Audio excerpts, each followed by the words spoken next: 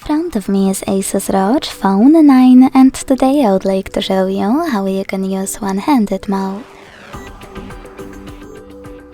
First of all, to turn it on, you need to go into Tab menu and find one-handed shortcut.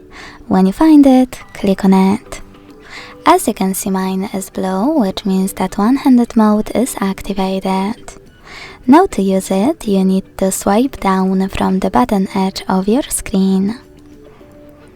And now it's working properly.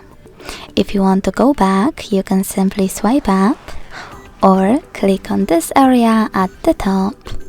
If you wish to disable it completely, click on the same shortcut.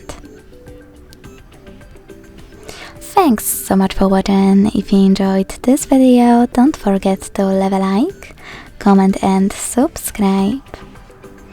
Bye!